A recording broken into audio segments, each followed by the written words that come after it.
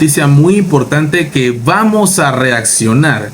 Se va a revelar muy en contra de Gerardo Solís, el contralor actual, el pésimo y lamentable contralor actual que tenemos en Panamá, Gerardo Solís, que fue a poner una vez una denuncia. Vengo a poner una denuncia yo. ¿A qué? Todavía estamos esperando esa denuncia. ¿De qué se trataba? Gerardo Solís, que trató y ha tratado y sigue tratando de ocultar y tapar los nombres de las listas.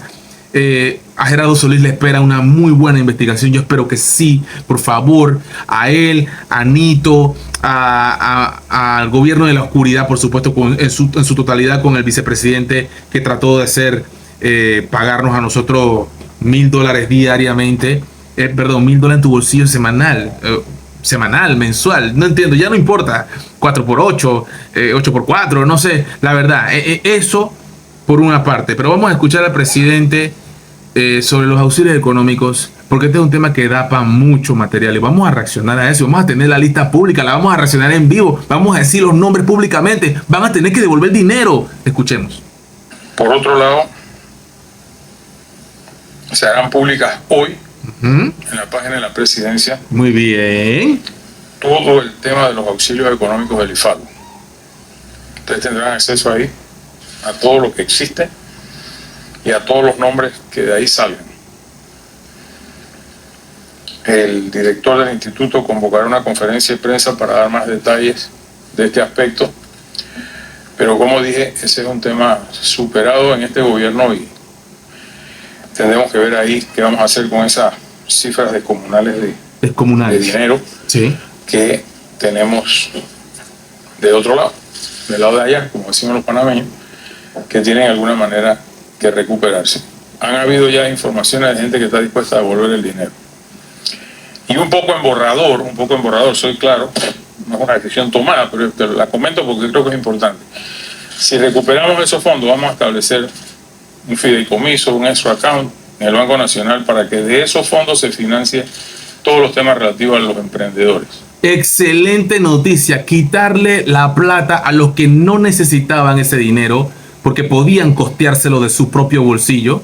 Ya, por ejemplo, el caso de Zulay Rodríguez, que cómo lo suenan, que cómo entran y atacan a Zulay. Zulay lo pagó, ya lo pagó, no lo debe ya. Lo pagó, lo está pagando, como sea, pero lo pagó en todo momento. Entonces, y los demás, y Melitón Arrocha, y la nieta de Noriega, y la familiar de Nito Cortizo, y la que era de Ampime, y la que era de la misma del IFARU, secretaría, o que tiene que ver con los mismos beneficios también, y los de la TT, y los de la IG, y los de Calle 7, y los que están allá en el Festival de Cine de Cannes, en Francia. Los espacios, los emprendedores, etcétera, para por lo menos sacarle un provecho al Juega Vivo y transformar eso en un apoyo a los muchachos. Y de los medios de comunicación que son comentaristas, que tienen sus hijos metidos en eso también. Y hablando de por otro... Ahí está. Esto es parte de lo que vamos a disfrutar, señalando, cuestionando, criticando y presionando para que este gobierno les quite esa plata a esta gente que nunca debió dársele la plata. Nunca. De ninguna manera. Nunca. Porque ellos podían pagárselo. Vendan la casa. Alquilen el carro. El otro vendió el carro, viaja en metro y quiere dar consejos a la Miss Universo. Pero tiene $1 millón y pico que todavía no ha dicho qué va a hacer con eso. Entonces, ¿de qué estamos hablando? También eso hay que hablarlo. Y vamos a estar cada que podamos diciéndolo. Muy bien, presidente. Un estadista. Por ahí hay un comentario nuevamente cizañoso, buscando aplauso. Escuchas a Molino y no parece el clásico presidente con voz de orador y resaltando palabras para que los aplaudan. Confieso que me ha callado la boca y espero seguir diciendo que me equivoqué para bien.